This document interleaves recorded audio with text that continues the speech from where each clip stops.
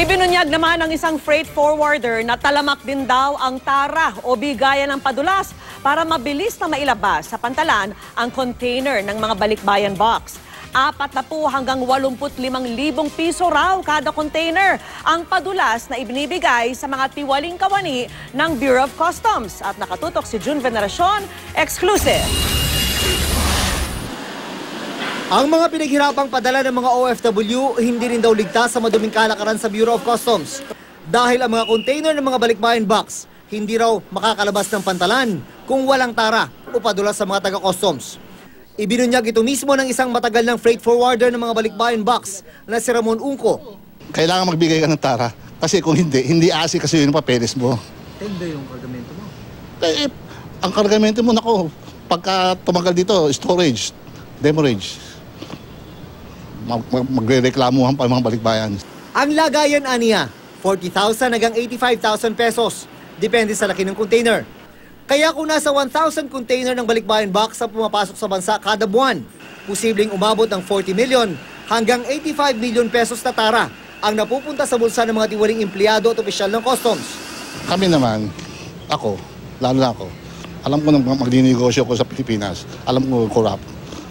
Magtatara ako para hindi na para bumilis lang. Yan lang ang hinahabol namin kasi mga balikbayan yan eh. Ang masakla pa, tinaasan na ang buwis sa mga container na galing Amerika mula 80,000 pesos, 120,000 na ngayon. Okay lang sa akin, taasan yung tax, up to 200,000 pwede. Kaya lang dapat bawasan nyo yung tara nyo.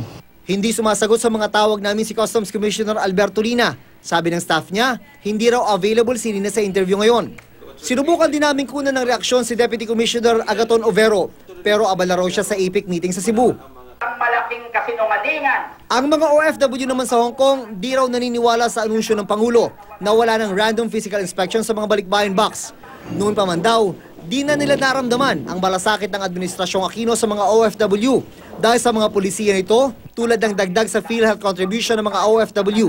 Kung sino man ang i-endorse niya, no, babasbasan niya na magpapatuloy na matuwid na daan, why should we support these kinds of candidates ng gobyerno? Wala talaga, zero Liberal Party. Sagot ng Liberal Party, political propaganda ang panawagang ito ng migrante at hindi lehitimong hinaing. Pero ang ilang Pinoy na nasa Amerika, gaya ng 77 taong gulang na caregiver na si Nanay Lourdes Victorio, parang nabunutan ng tinik nang ipatigil ng Pangulo ang random inspection. Talagang malaking bagay na itulong. Oo. So hindi maluwag na kalooban niyo. Oo. June Veneracion, nakatutok, 24 oras.